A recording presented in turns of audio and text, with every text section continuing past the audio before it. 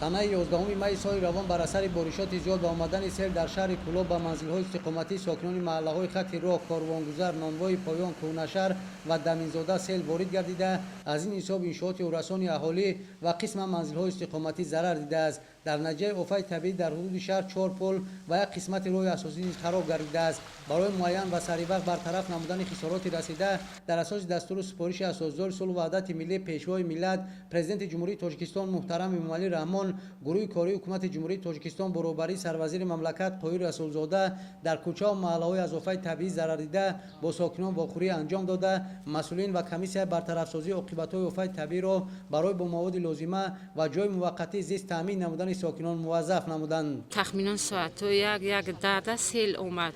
ҳамсоё ҳеҷ кас нафавтидагӣ нест, ҳамаша ҳами хонашон осеб дидан.